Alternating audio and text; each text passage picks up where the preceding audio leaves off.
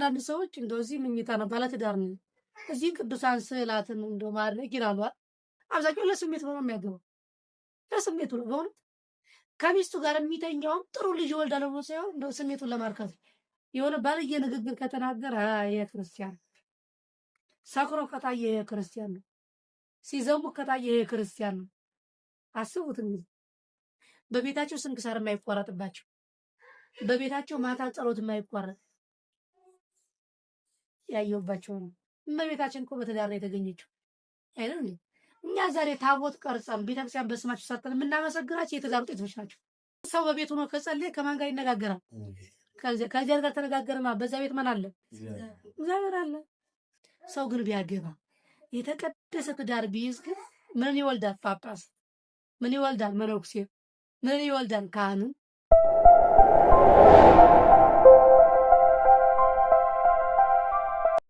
ያለ እመቤታችን ክርስቶስ አይታሰብም አይደል? ያለ ሚስትም ባል አይታሰብም አይደል? ያ ማለት ያለ እመቤታችን ምክንያት ክርስቶስ ዓለምን አዳነው። እመቤታችን ስጋ ነስቶ ምን ሆነ? ያለ ሚስትም ልጅ አይገኝም። ቤትም በወንድ ሐሳብ ብቻ አይመራም። ከክርስቶስ ጋር ክርስቶስ ዓለምን ለመስራት እመቤታችን ማንም አያማክርም። ግን የቤተሰቡ ራስ ክርስቶስ ሆኖ ከዛ ከሁሉ የምትበልጥ እናት እመቤታችን እንዳለች በቤታችን ውስጥ ደግሞ የቤቱ ራስ ወንድ አለ። ከዛ በኋላ ከፍጥረታት ሁሉ የምትበልጥ ከሁሉም ከልጆችን ከሁሉ የምትበልጥ እናት አለች፣ እመቤታችን አለች፣ እናት አለች። ስለዚህ ይሄን ያታየን ይኸው ክርስቶስ እያስተማራቸው እየመከራቸው እየመራቸው ነው። እዚህ ላይ የምናየው አስቀምጦ እያስተማሩ። ስለዚህ ከአባወራ ይሄ ይጠበቃል ማለት ነው። ይሄን ያልኩት ነው ያለው መጽሐፍ ቅዱስ በሐዋርያው በቅዱስ ጳውሎስ ነው ወደ ኤፌሶን ሰዎች ምዕራፍ 5 ላይ ትዳርን በቤተ ክርስቲያን ይመስላል። ትዳርን በቤተ ክርስቲያን ይመስልና እናንተ ሴቶች ሆይ ቤተ ክርስቲያን ለክርስቶስ እንደምትገዛ ሁሉ እናንተም ለባሎቻችሁ ተገዙ ይላል። ይሄንና ደግሞ ቤተ ክርስቲያን ለክርስቶስ እንደምትገዛ ክርስቶስም ራሱን አሳልፎ ስለ ቤተ ክርስቲያን እንደሰጠ እናንተ ሚስቶች ለባሎቻችሁ ተገዙ ይላል። ባሎች ደግሞ ይላል ሚስቶቻችሁን ውደዱ። ባሎች ደግሞ ሚስቶቻችሁን ውደዱ። ሚስቱን የሚወድ አካሉን ይወዳል። ሚስቱን የሚወድ ምን አካሉን ይወዳል። ሚስቱን የሚጠላ አካሉን ይጠላል። መቼም ከዚህ ትጠላለች። ትንሽ ናት፣ ከዳር ነው ያለችው። አትጠላም አይደል? ከአካሉ ውስጥ ሲጎል ሰው ጎደሎ እንደሚባል ከአካሉ ውስጥ ሁሉም እንደሚያስፈልጉ ሚስት ካለች ቤት የለም ማለት ነው። እንደው የኢትዮጵያውያን ባህል የቀደመ እውነት ለመናገር ጥሩ ባህል ነው። ሚስት ለባሏ ባል ለሚስቱ ጥሩ ነበር። ያው ጎጁን እንዳለው ነው። አብራ ስትለፋ ውላ በቤት እኩል ማታዝ በወንዱ ብቻ መመራት ይሄ አግባብ አይደለም። ይሄ አግባብ አይደለም። አብረው ውለው እንደገና ምጣድ ጥረው አብረው ሲያርሙ ነው እንደገና ምጣድ ጥደው እንደገና ደግሞ ተመልሰው ሲመጣ እግሩን አጥቦ አረ ክብር አግኝተውበታል። ስታዩት አሁን እናንተ ስለዘመናችሁ ይሄ ጫናው ነው የምትውታ። ግን እነሱ ክብር አግኝተውበት እንደ አብርሃም ጌታዬ ስናስበው እንደኛ እንዴ አብራ ስራ ከዋለች ማታ መጣ ቀደም ብላ መጣ 11 ሰዓት ምጣድ ከጣደች በኋላ ሲመጣ ደግሞ ውሃ ሙቃ እግሩን ማጠብ ለምን ስታይ ዝም ብሎ እናንተ ተቀምጣችሁ ስለምትኖሩ ነውር ይመስላል። ተቀማጭ ሲበዛ ነውር። ዛሬ ቢሮ ድረስ ስለመጣ አንተም ስራ እኔም ስራ አንተ ምጣድ ጣድ እኔ ምጣድ ጣድ አንተ ደግሞ ስራ ሊሉ ይችላል። መተጋገዝ ግድ ነው። ግን ከምን የመነጨ ሴት እዚህ የተፈጠረችው በልብስ የተሸፈነ እንደሆነ የገላ የቤቱን ስራ ሴት እንድትሰራ አይደል? ይሄን ስራ የቤቱን ስራ ሴት ናት። ይሄ ምንም ዘመንም ምንም ብንል መቼም ሴት እያለች ወንድ ተጎንብሶ ምጣድ አይጥድም አይደል? ሰለማ እንደ ቅዱስ ጳውሎስ ሴቶች ጸጉራቸውን ያሳድጉ ወንድ ግን ይቀነስ ይልና ተፈጥሮ እንኳን አያስተምራችሁም ይላል። ወንድ ቢያሳድግ እንዴት ብሎ ተፈጥሮ አይደግፈው። ለሴቶች ግን ጸጉር ማድረግ ተፈጥሮ ያስተምረዋል ማለት ነው። ለሴት ጸጉር ማሳደግ ተፈጥሮ የሚያስተምር ከሆነ ምጣድ ለመጣድ ያስተምር አይደል? እንደዛ ነው። የሚችል ካለ ቢያግዛት ከፍቅር አንጻር ቢያግዛት። ግን በተፈጥሮ ደረጃ ስናስበው ሴት የውስጡን ወንድ ምንድነው ብያቸዋለሁ? ራስ ነው። ራስ ይሸፍናል ከተሸፈነ ደግሞ ትዕቢታም ያስብላል። ወንዶች ራሳቸውን ተኮናንበው መጸለይ ይችላል አይችሉም? ሴቶች ይሳል ሴቶች ሳይኮናነቡ መጸለይ አይችሉም። ወንድ ደግሞ ተኮናንበው መጸለይ አይችልም። ያ ማለት ራስ አይሸፈንም። ወንድም ደግሞ የውጩን ስራ ሸቀለ፣ አወካ፣ ቆፈረ ምንም ዓለም ይዞ ማምጣት ደግሞ የወንድ ነው ማለት ነው። እንዴ ትግሬ ጫና ነው የማትሉት ለምንድን ነው? አሁን እኔ ብቻ እያወቀው እኔ ብቻ ቁርስ ምሳ ብዬ ስንቱን ዘልቀዋለሁ። እሺ ወንድ ተቸግሮ አርሶም ቆፍሮ የቀን ስራም ሰርቶ ሲያመጣ ታዲያ ለምንድን ነው ይህ ነው መከራ እየተቀበለ አትሁኑ። ስለዚህ ሳይንሱ የሚያስተምረን እንድንደፋፈር መከባበር እንዳይኖር ከቤተ ክርስቲያን የበለጠ እኩልነት የሚያስተምር ሌላ ምንም የለም። የኦርቶዶክሳውያን ቤት ቤተ ክርስቲያን ተብሎ ይጠራል። እውነትም ቤተ ክርስቲያን ነው። እንደውም መጽሐፍ የሆነ መጽሐፍ አለ ትንሿ ቤተ ክርስቲያን ተብሎ የተጻፈ። እንደው ከምን አንጻር ነው? ትልቁ ቤተ ክርስቲያን የኛ ትዳር ነው። እውነቱም እነግራችሁ ትልቁ ቤተ ክርስቲያን የኛ ትዳር ነው። ግን ይችኛዋ ቤተ ክርስቲያን ትልቋ የተባለችው ከምንድን ነው? ከአንድ የተለየ በእኛ ቤት የማይከናወን ስላለ ነው። እሱ ምንድን ነው? ስጋው ደሙ። ስጋው ደሙ ታቦት በእኛ ቤት አይቀመጥም። እንደየ አስፈላጊነቱ አማይ በሌለበት ቤተ ክርስቲያን እኮ ታቦት ከቄሱ ቤት ይቀመጣል። ስጋው ደግሞ ግን ከቄሱ ቤት ይፈተታል። ጭራሽ የመከራ ዘመን እንኳን ቢሆን ከሊቀ ጳጳስ ግቢ ከሊቀ ጳጳስ ቤት ሊፈተት ይችላል። ስጋው ደግሞ በጣም የመከራን ዘመን ቢሆን ምናምን የመጨረሻ አማራጭ የሆነ ከሊቀ ጳጳስ ቤት ሊሆን ይችላል። ምንም ቢሆን ግን እንደነገርኳችሁ ጽላት ከምን ቤት ይቀመጣል? ከካህን ቤት። አሁን አንድ ካህን ያለው ቤተ ክርስቲያን ያው እዛው ዘበኛም ስለማይገኝ አሕዛብ ስለሚበዙ ከቄሱ ቤት ሊቀመጥ ይችላል። ከቄሱ ቤት ግን ስጋው ደግሞ አይፈተትም። ስለዚህ ያ ማለት ምንድን ነው? የሚለየው በምንድን ነው ካላችሁ ታቦት እንኳን በግለሰብ ቤት ተቀመጠ ማለት ነው። ስጋው ደግሞ ግን በግለሰብ ቤት አይፈተትም። ስለዚህ ትልቋ ቤተክርስቲያን ያስፈራ ስጋው ደግሞ ስለሚፈተትበት ስጋው ደግሞ ከኛ ቤት አይፈተትም። ክርስቶስ በአካል ይገኝባታል። ከዚህ አንጻር ስናየው ይሄ ስለሚያስፈልጣን ነው እንጂ ቤተክርስቲያን የኛ ቤት ቤተክርስቲያን ተብሎ ይጠራል። ትንሿ ያስባለው ከምን አንጻር ነው? ስጋው ደግሞ ስለማይፈተትበት እንጂ ከዓላማ አንጻር ስናየው ግን ትልቁ ትዳር ነው። ትልቁ ቤተክርስቲያን ትዳር ነው። ከስጋው ደግሞ የሚበልጥ ስላለ ስጋው ደግሞ ስለሚፈተትበት ይሄን ትልቁ አሉ። ከዓላማ አንጻር ስናየው ግን የኛ ነው የሚበልጥ። ለምን ቤተክርስቲያን ተሰርቶ የሚከብረው በምንድን ነው? ማን ነው የሚያከብረው? ከስጋው ደግሞ በፊት ስጋው ደግሞ ሳይፈተት እኮ ቀድሞ የሚዘጋጅ ቤተክርስቲያን ሲመረጥ ማን ይጠራል? ሊቀ ጳጳስ። ቤተክርስቲያን የሚያከብረው ሊቀ ጳጳስ። ሊቀ ጳጳስ ይባርከዋል፣ በቅባ ሜሮን ያከብረዋል።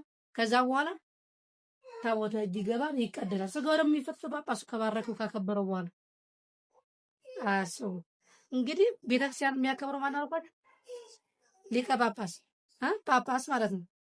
ጳጳስ የሚገኘው ከቤተ ክርስቲያን ነው ከትዳር ነው። አያችሁት? ከዓላማ ስናየው ይበልጣል ብያችሁ የለ? ከዓላማ ስናየው ይበልጣል። ምን አልኳችሁ? ቤተ ክርስቲያን የሚያከብሩ ጳጳስ የት ነው የሚገኘው? ከትዳር ነው። ከትዳር ነው። ስጋው ደግሞ የሚፈተው ማለት ነው ካህን ነው አይደል? ካህን ከቤተ ክርስቲያን ይገኛል ዝም ብሎ? ከማን ነው የሚገኘው? ከትዳር። ከምንኩስና አይገኝም ካህን። እውነት ለመናገር በትክክል ከያዝኑ ከምንኩስና ትዳር ይበልጣል። እኔ አምኜ የምናገረው ከምንኩስና ትዳር ይበልጣል። እንደው በትክክል ሕገ እግዚአብሔርን የጠበቀ ትዳር ከተገኘ ይበልጣል። ከቅዱስ ጳውሎስ አንጻር ስናየው በምንኩስና ራሱን ያተመ የበለጠው ነው። ቢቻላችሁ እንደኔ ሁኑ ነው ያለው ቅዱስ ጳውሎስ። መንኩሱ ከምን አንጻር ስናየው እንደው ሰው ካገባ ያው ሳያገባ የራሱ ሴፍቲ ነው የሚጠብቀው። አንድ ሴትም አንድ ወንድ ሲያገባ የባሏን ባል የሚስቱን ሚስት የባሏን ሲወልዱ ደግሞ ጭራሹ የነሱን ይታውትና ለልጃቸው ነው አይደል? እንዲህ ሲል ልቡ ይጎተት ነው። ሚስቴን አስደስታለሁ ሲል ባሌን አስደስታለሁ ስትል በቃ ቤተክርስቲያን ልሄድ ነበር ግን ይላል ቁርስ ማን ይሰራለታል? እሱ በጧት ነው ስራ የሚሄደው ስትል ቤተክርስቲያን መሄዷን ትታ ቁርስ ትሰራለች። እሱም ደግሞ እንደው ጭምብር እንደው ምጽዋት መስራት ፈልገናል እዚህ ቤተክርስቲያን እየተሳለሳት ነበር። ግን ደግሞ እንደው ባል መጥቷል ለሚስቴ እንደው አስቤዛ ያስፈልጋታልና ያዝ ያደርጋል አይደል? ይህን ሲል ምን ይላል? ትዳር ወደ ኋላ ይጎተዋል። ሰው መነኩሴ ከሆነ ግን እግዚአብሔርን ብቻ ነው የሚያመሰግነው። እንግዲህ ሁሉም አይደለም ባይሆንም ሁሉም መነኮሴና አይደለም። አሁን እንደምታውቁት እንደው የድሮውን ዓለምን በቃይ ብለው በበረሃ የሚኖሩትን ነው ያውኑን ተውትና አስቡት። ስለዚህ ምንኩስና ራስን ማዳን ነው። ሰው ግን ቢያገባ የተቀደሰ ትዳር ቢይዝ ግን ምን ይወልዳል? ጳጳስ፣ ምን ይወልዳል? መነኩሴ፣ ምን ይወልዳል? ካህንን፣ ምን ይወልዳል? ዲያቆን። ከዛም አልፎ መቼም ክርስቶስ ብቻ ነው በትዳር ያልተገኘ። ሰማችሁ? ክርስቶስ ብቻ ነው በትዳር ያልተገኘ። እመቤታችን እኮ በትዳር ነው የተገኘችው አይደል? እኛ ዛሬ ታቦት ቀርጸን ቤተክርስቲያን በስማቸው ሰርተን የምናመሰግናቸው የትዳር ውጤቶች ናቸው። አቡነ ተክለ ሃይማኖት እሳቸው የትዳር ውጤት ናቸው። እሳቸው ስላላገቡ ግን አስቡት። እነ ጸጋ ዛብን የመሰሉ ጥሩ ትዳር ስላላቸው ተክለ ሃይማኖትን ሰጡ። አባታችን ባይሰጡ ምን ይበቃ ነበር?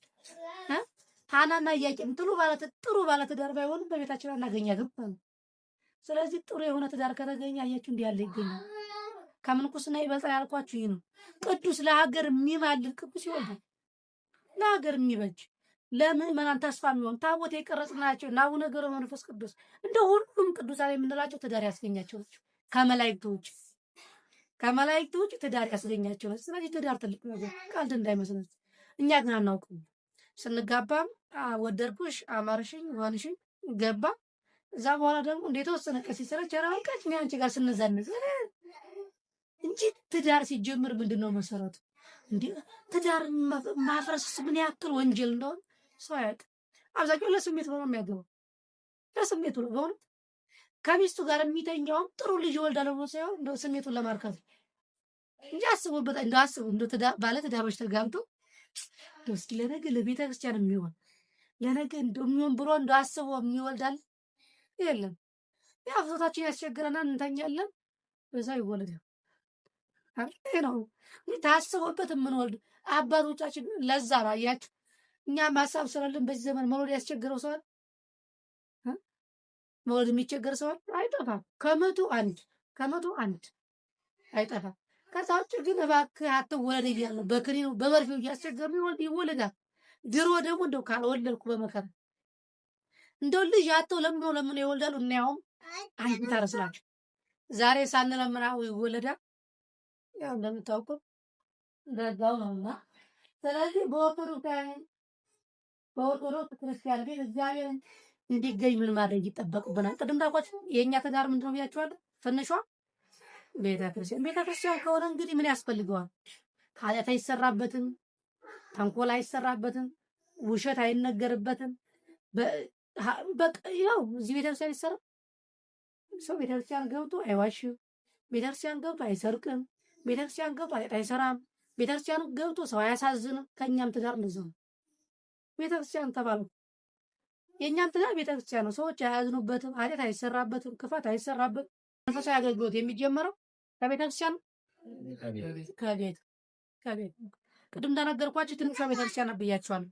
ከስጋ ወደሙ ውጭ ከእኛ ቤት ይደረጋል። ሁሉ በቤተክርስቲያኑ ስዕል አድኖ አለ፣ በእኛም ቤት አለ። እንደየአቅማችን የተሻለ ቤት ካለ አልጋ ቤት፣ 2 መኝታ ቤት ከመስራት ይልቅ ሻወር ቤት እንደምናዘጋጅ አንዲት የጸሎት ቤት ተብላ ተዘጋጃለች። ለወደፊት ያልሰራችሁ ካላችሁ አቅም አግኝታችሁ ምሰሩ ካገኛችሁ ሰው በቤቱ ሲሰራ የመጀመሪያ መኝታ ቤት ሳሎን ምናምን ብሎ እንደሚሰራው የጸሎት ቤት አብሮ መታሰቢያ ግድ ነው። ሰው ግን 2 መኝታ ቤት ይሰራ፣ አንድ የጸሎት ቤት ሳይኖረው 2 መኝታ አያችሁ። ስለዚህ ከሁለት መኝታ ቤት ካለው 2 መኝታ ቤት አድርጎ የጸሎት ቤት ይችላል። ይሄ እንደ ኢኮኖሚ ከሌለ ግን ቤተክርስቲያን ስትሰራ አብሮ የሚታሰብ 5 ቤቶች አሉ። ሂሳብ ሲወጣ የቤተክርስቲያኑ ብቻ አይደለም፣ ዕቃ ቤት፣ ቤተልሔም፣ ግብር ቤት፣ ክርስትና ቤት፣ እነዚህ አብረው ይታሰባሉ። እነዚህ አብረው። ስለዚህ አንድ ክርስቲያን ቤት ሲሰራ የጸሎት ቤት እንደ ትጥበብም እንደ አቅማችን አብራ ልክ ሽንት ቤት፣ ሻወር ቤት እንደምንሰራው አብራ ትታሰባለች። የጸሎት ቤት እዛች ትሆናለች። ስዕላት ይደረጋሉ፣ እዛ ይደረጋል። ያ ማለት ደግሞ ምንም ተከራይተን የምንኖር ከሆነ ደግሞ ስዕል እንይዛለን። ምንም የሌለን ከሆነ አንዳንድ ሰዎች እንደዚህ መኝታ ነው ባለትዳር ነው እዚህ ቅዱሳን ስዕላትን እንደው ማድረግ ይላሉ። ትርፍ ካለን ከመኝታ ቤት አይሆንም፣ ከሌለን ግን የት ሄዳለን? አሁን እኛ ባለትዳሮች ነንና በሩካቤ ጊዜ እንደው ስዕል እዚህ እያለን እንለው አይደል? የት ነው የምናረገው? እኛ እኮ ከእግዚአብሔር እጅ ላይ የተኛ ነው። እኛ እኮ ዓለም ከእግዚአብሔር እጅ ላይ አይደል? አይደል? አሁን ስዕል ባይኖር እግዚአብሔር የለም ማለት ነው። ዝሙት ከሆነ የትም ይሁን የትም መሸታ ቤትም ቢሆን አጤን አይደለም። ስዕል ካለብህ የትዳር የሩካቤ የትዳር ሕግን ጠብቆ የተፈቀደለትን መፈጸም ከሆነ ግን እንዳልኳችሁ አማራጭ ከሌለ ስዕላ ሊቀመጡ ይችላሉ። የምንችል ከሆነ ቅድም እንዳልኳችሁ አማራጭ ለሌለን የቅዱሳን ስዕላት መቀመጫ ለብቻ ማስቀመጥ ግድ ነው። ለሌለንስ ለሌለን ግን ከእግዚአብሔር እንለይታል። ስለዚህ ምንድን ነው በቤተ ክርስቲያን ውስጥ ምን አለ? ስዕል አለ። በእኛ ቤትም ስዕል አለ። በቤተ ክርስቲያን ጸሎት ይደረጋል። በእኛ ቤትም ጸሎት ይደረጋል። በቤተ ክርስቲያን መጽዋት ይደረጋል። በእኛ ቤትም መጽዋት ይደረጋል። የሚለየው ስጋ ወደሙ ብቻ ነው። ሰባችሁ? በቤተ ክርስቲያን ስንክሳር ይነበባል። በእኛ ቤት ይነበባል። ገድላትን ማለት ስለዚህ የሚለየውን ብቻ የሚያቸዋል ታቦትና ስጋ ወደሙ ብቻ ነው። ከዛ ውጭ ግን የእኛ ቤት ሁሉም አምልኮት ይፈጸምባል ማለት ነው። የትዳር ግንኙነት ከትዳር አጋራችን ጋር ያለን መንፈሳዊ አንድነት፣ የወላጅና ልጅ ግንኙነት ከወላጆች ጋር ያለ ክርስቲያናዊ ትስስር ይልና የእውነተኛ ክርስቲያን መለኪያ የእውነተኛ ክርስቲያን መለኪያ እንደምታውቁት ለፈሳሹ መለኪያ አለው፣ ለጠጣሩ መለኪያ አለው፣ ለክብደቱ መለኪያ አለው፣ ለርዝመቱ መለኪያ አለው፣ ለሰውም ለመንፈሳዊ ሕይወቱ መለኪያ አለው። ለፈሳሹ ሌትር፣ ለጠጣሩ ቶን ወይም ደግሞ እንደ ሁኔታው፣ ለክብደቱ ኪሎግራም፣ ለርዝመቱ ኪሎ ሜትር፣ ሴንቲሜትር፣ ያው ከትንሹ ጀምሮ እንዳለው ሁሉ ለመንፈሳዊ ሕይወት ደግሞ መለኪያ አለው። ለማይረቡት ለቁሶቹ መለኪያ ካላችሁ ለኛ እንዴት መለኪያ ነው? ለማይረቡ ቁሶች ለስኳር መለኪያ ካለው ለኛ እንዴት ለኛ። ስለዚህ ለኛ መለኪያ የአንድ ክርስቲያን መለኪያው ይላል ከክርስቶስ ጋር ያለን እውነተኛ ግንኙነት የሚገፋው በቤታችን በምናሳየው ተግባርና ጠባይ ነው ይላል። የአንድ ክርስቲያን መለኪያው በመስሪያ ቦታው፣ በቤቱ፣ ከጎረቤት ጋር፣ ከትዳር አጋሩ ጋር ያለው ምንድን ነው? ያለው ግንኙነት ያለው መንፈሳዊ ሕይወት አንድ መለኪያ ነው። እንደዛ እኮ ነው። ክርስቲያን እኮ በንግግሩ መለየት አለብን። ይሄ ክርስቲያን መባል ነው ያለበት አይደል? እንደዛ ነው። እኛ ግን የሆነ አሁን በዚህ ዘመን ግን የሚያሳዝነው ክርስቶስን እያሰደቡ ነው። የሆነ ባልየ ንግግር ከተናገረ ይሄ ክርስቲያን፣ ሰክሮ ከታየ ይሄ ክርስቲያን ነው፣ ሲዘሙ ከታየ ይሄ ክርስቲያን ነው። አስቡት እንግዲህ አስቡት። ሲዘሙ ቢታይ ክርስቲያን ነው፣ ሲሰግድ ሲታይ ክርስቲያን ነው፣ ዘምቶ ሲታይም ክርስቲያን ነው። እሺ አገር የሚያለሙት ዘመኑ የገባቸው ደግሞ እነማን ናቸው ሲባል ደግሞ ኦርቶዶክስ ኋላ ቀር። አቤት ይሄ ሁሉ ስልጣኔ ለማን ሰጣ? ቤተክርስቲያን። ግን ማን እኛ አሰደብናል? አይወሰኩ ተገኘ ከተባለ እሱ ክርስቲያን እና ምን ልላችሁ ፈልጌ ነው፣ ክርስቲያን ማለት በንግግሩ ብቻ ኦርቶዶክሳዊ መሆኑ የሚለኝ በክፋት አለም ባለየ ስድብ የተሳደባል። ሰዎች ሲናገሩት በቃ ክርስቶስን መስሎ እንደ ክርስቶስ የሚያስተምር ሰውና በህይወቱ ክርስቲያን ምን የሚል በምናሳየው ተግባር ጠባይ ነው ይላል። በውጭ በትምህርት ቤት፣ በስራ ቤት፣ በመስሪያ ቤት ክርስቲያንን መውደድ ክርስቶስን መውደድ ቀላል ቢሆንም ፈታንና ዋናኛው መለኪያ ግን በቤቱ የሚታይ ተግባራዊ ፍቅር ነው። እኔ ክርስቲያን ነኝ ማለት ቀላል ሊሆን ይችላል። ኢየሱስ ጌታዬ ነው ማለት ቀላል ነው አይደል? ኢየሱስ ጌታ ነው ማለት ቀላል ነው። ኢየሱስ የሚሰራው መስራት ግን ከባድ ነው። አልችል ብለዋል። ኢየሱስ ጌታ ነው ይላሉ፣ ግን ኢየሱስ ጸልዮአል አይጸልዩም። ኢየሱስ ጾሟል አይጾሙም። ኢየሱስ ሰግዷል አይሰግዱም። ኢየሱስ ራስ ለካህን አሳይ ብሎ አሳይቷል፣ በእነሱ ቤት ካህን የለም። ኢየሱስ ጌታ ነው ማለት ሰይጣን የሚጠራው ነው። ክርስቲያን ነኝ ማለት በጣም ተራ ነው፣ ቀላል ነገር ነው። ክርስቲያን መሆን ግን ይከብዳል። ሰማችሁ? ክርስቲያን ነኝ ማለት ቀላል ነው፣ ክርስቲያን መሆን ግን ይከብዳል። እያልን ያለው ክርስቲያን ማለት ደግሞ በቦታ አይደለም። ደስታዬ በቃ አመፀኛው ሌባው ሁሉ ቤተክርስቲያን ሲመጣ ምስኪን አየይ ብሎ የሚማታው እግሩን ብረግጠው ቤተክርስቲያን ላይ ከተሰራ አረ ችግር የለውም ነው የሚለው። ከተማ ላይ አየይ ብሎ በቦክስ የሚማታው እኮ አየይ በቦክስ የሚማታ ነው። እዚህ ስመጣ ችግር የለውም። አስቡት እንግዲህ ክርስትና እዚህና እዛ አይለይም አይደል? ጠዋት በቃ መንፈሳዊ ሆኖ እዚህ እንደው ምንም መናገር የማይፈልጉ በቃ አይደለም። በቃ አንዳንድ እህቶች ጭራሽ ነው ወንድ እንኳን ማየት እንዳልች እንዳነሳብ ብሎ በቃ ሽፍርፍር ብለው ይመጣሉ። ማታ አልጋ ቤት ይገኛል። ልዩነቱ ምንድን ነው? እግዚአብሔርም ማለት ነው። እዛ እውነት ነው። እዚህ መጋረጃ አለ፣ ለተወሰነ ጊዜ እንኳን ህሊናችን እንዳይሰረቅ እህቶቻችን እያየን እኛ በሌላ ሀሳብ እንዳንወድቅ እህቶቻችን ደግሞ ወንዶችን እያዩ ሌላ ሀሳብ እንዳይሄድ ነው መጋረጃ የተቀመጠ። በዚያ ሰዓት እንኳን ከዚያ ገን ያ ማለት ግን ዓለም ላይ ተፈቅዶላቸው ማለት እና ሰው እዚህ መንፈሳዊ እንደሚሆን እዛ መንፈሳዊ መሆን አለበት ማለት እዚህ አስቡት። እዚህ ባለስልጣን የሆነው አፈር ላይ ስናስቀምጠው ችግር ነው የሚቀመጠው። ከቢሮ ወሰዱትን ምናምን ጋውጣ ነው የሚለው እንደዛ እኮ ነው። ግን ተበቃ አሁን የክርስቲያን አይደለም። እዚህ አፈር ላይ ሲቀመጥ ምን ስንለው እንደ ተራ ሰው ከሆነ ቢሮ ሳይ ለምን እንደዛ ይሆን? ስለዚህ ክርስትና በቦታ የተወሰነ አይደለም። በሁሉም ቦታ ክርስቶስን የሚሰብክ ይላል። ክርስቶስ ወደ ቤት ማምጣት እንዴት ይቻላል ከሚለው ጋር አምልኮታችን፣ ጸሎታችን ላይ በሲወታችን ወደ ቤታችን መግባት አለበት አልኳችሁ። ምን ቅድም ያልኳችሁ አምልኳችን፣ ጸሎታችን ሁሉም ወደ ቤታችን መግባት አለበት። ክርስቶስ እንዲገባ ከተፈለገ ጸሎት እሱ ተናግሮ ምስለ እግዚአብሔር ይላል። ጸሎት ማለት ከእግዚአብሔር ጋር መነጋገር ነው። ስለዚህ ሰው በቤቱ ነው ከጸለየ ከማን ጋር ይነጋገራል? ከእግዚአብሔር ጋር ተነጋገርማ። በዛ ቤት ማን አለ? እግዚአብሔር አለ። እግዚአብሔር አለ። ስለዚህ ክርስቶስ ወደ ቤት የሚጋብዙ ጸሎቱ፣ ጾሙ፣ ስግደቱ፣ መንፈሳዊ ሕይወቱ እነዚህ ናቸው ይልና ቤታችንም የክርስቶስ መገኛና ማደሪያ ማለት የመንፈሳዊ ሕይወት ዋነኛ ግብ ነው። ያለ ጠንካራ የቤት ግንኙነት ውጤታማ አገልጋይ መባል ሆነ መሆን አይቻልም። ያ የቤተሰብ ውጤት ነው። በቤታችን ውስጥ ክርስቶስ እንዲገኝ ምን እናድርግ ቢልና አንደኛው ጸሎት ነው።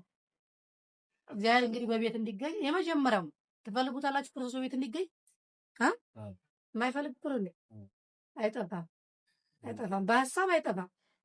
ለእኔ አሁን አልጋዬን ቢተኛ ደስ ይለኛል አይደለም። ግን እንዲመጣ የሚያደርገው ይስወደዋል እንደ ቤቴን በባረክልኝ ማለት ያመጣዋል። ያማ ሁሌም እኮ አለ። እግዚአብሔር ያለበት ቦታ አለ የለም አይደል? አካላቸውን ከሚሸጡበት ቦታ እግዚአብሔር አለ የለም? ሲኦል ውስጥ እግዚአብሔር አለ የለም? አለ። እርግጠኛ ናችሁ? ሲኦል ውስጥ ኧረ አለ። እግዚአብሔር ያለበት ቦታ አለ። እግዚአብሔር ያለበት እኮ ዓለም የለም። እግዚአብሔር አይሸከመው እንዴት ዓለም ይኖር ነው? ይሄ ጠፋ። እንግዲህ እችን ቤት እዩዋት፣ ስንት ምሰሶ አለ እዩዋት። ለዚህ ጣራ ማለት ስንት የግድግዳውን ተው በየቋሚው ልክ እንጨት አለ። ይቺ ቤት እንኳን ጣራ ብቻ መቆም አልቻለች። ሲቀና ብላችሁ ይሄን ጠፈር ነው ይሄ ባያሳየንም ከውጭ እንዳላችሁ ናችሁ። የጠፈር ምሰሶ አለ። ማን ተሸክሞት? ሊገርም እኮ ነው። አስቡ። ይቺ ምድር ይሄ አፈር ነው። ከአፈር በታይ ምን አለ? ከውሃ በታች እሳት፣ ከእሳት በታች ነፋስ፣ ከነፋስ በታች በርባሮስ፣ ከዛ በታች ተራገሩ እንጂ እግዚአብሔር አሁን እግዚአብሔር ባይሸከመን ይቺ ምድር ትችላለች? አስቡ። አችልም። አሁን ሁላችን ከጣራው እንቀመጥ ይችላልና አሁን እዚህ ያለን ጣራው ላይ አይችልም። ስለዚህ ይቺ ምድር የተሸከመችን እግዚአብሔር ዘንድ ተሸከመን። እግዚአብሔር ባይዛት ማለት አይችልም። አስብ፣ ስንት ፎቅ ተገንብቷል። እንደው የፎቁን ክብደት ታውቁና የኛ ኃጢአት ክብደት ስለዚህ የተሸከመችን በእግዚአብሔር እጅ ላይ ስለሆነ እግዚአብሔር ተሸክሟታል። እግዚአብሔር የሌለበት የለም። ታዲያ ወደ ቤታችን እንዲገባ ማለታችን ምንድን ነው? ስንለምነው እንዲሰማን፣ ህይወታችን ትዳራችን እንዲባረክ፣ ልጆቻችን በመንፈሳዊ እንዲያድጉ ማለት ነው። በመንፈሳዊ ህይወት እንዲያድጉ እንጂ ክርስቶስ የሌለበት ቤት የለም። የእኛ ጣራ አይከለክለው፣ ግን ተገኝቶ ስራ እንዲሰራበት፣ የትዳር ህይወት እንዲባረክ፣ በጎ ልጅ እንዲወለድ፣ ቤታችን በበረከት እንዲሞላ ያ ማለት ክርስቶስ ወደ ቤት መጋበዝ ማለት ክርስቶስ የሌለበት ቦታ አለ። በእሱ በተግባር በረድኤት ነው ያለው አይደል? በጸጋ ነው ያለው። በረድኤት እንዲገባ የምናደርግበት ነው። ጸሎት ነው ይላል።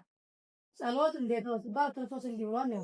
እሱን ተው እንደው ቢያንስ ነው እስኪ ማታ ማታ የምትጸልዩ ከቤተሰብ ባልና ሚስት ልጅም ያላችሁ ጸልዩም በገራይ ኧረ እንደው የማዕድስ አቡነ ዘበሰማያት መቼ ነው አላችሁ? ካላችሁ አጠሩ። እውነት ለመናገር እኔ ባለፈው በዚህ የሆነ ስልጠና የሆነ ቦታ ሰጥቼዋለሁና በጣም መቼም የማልደርስባቸው ክርስቲያኖች አይቻልም። እመቤቴ ነው ማለት መቼም የማልደርስባቸው ክርስቲያኖች እንጃ በቤታቸው ስንክሳር የማይቋረጥባቸው፣ በቤታቸው ማታ ጸሎት የማይቋረጥ ያየሁባቸው ነው። እኔ በጣም ያፈርኩት ማግኘት እንደውም ስንወያይ እስኪ ተናገር አሉ። አይ አልኳቸው፣ ያው እኛ ካህን ያሻገራል እንጂ አይሻገርም ማለት ናቸው። ያው ምን የሚበልጡን ክርስቲያኖች እንዳሉ ስለማምን ማለት ይሄን ለመመጻደቅ አይደለም። እንዲህ ስላችሁ ደግሞ ሌሎቹ ካህን እንድጠሉም አይደለም። እውነታው ነው። የግሌ ነው የምናገረው። ከኔ የሚበልጡ ምንም አልደረሰባቸው ህይወታቸው ካህናት አሉ። እኔ ደካማ ከኔ የሚበልጡ ክርስቲያኖች ግን አገርኩ። አዲስ አበባ ላይ 4ኛ 5ኛ ፎቅ ሲሰሩ የመጨረሻዋን የጸሎት ቤት እንኳን ብለው አንድ ክላስ የሚያዘጋጁ ስገው ቤተ መቅደስ ነው የግለሰብ ቤት ነው የምትሉ ስታያቸው ውጭ ያለበሳቸው የማይመስልባቸው ግን ቤተ መቅደስ ቤታቸው ላይ ያላቸው በጣም ይደይቋል እና ስንክሳር የማይቋረጥባቸው እንደው በጣም የሚገርም ህይወት ያላቸው እህቶች ወንድሞች እንዳሉ አግኝቻለሁ። በጸሎት ህይወት በምን እና ግን በቤታችን ጸሎት ጋርና ሚስት አለመግባባት ሲፈጠር ለጓደኛ ለጎረቤት ከመንገር ይልቅ በጋራ ቆሞ ምን ማለት ነው ልጆች አንታዘዝ ሲል እንደ ማለት ነው ናስኪ ለጀው በጋራ መጸለይ የተሻለ ይሆናል።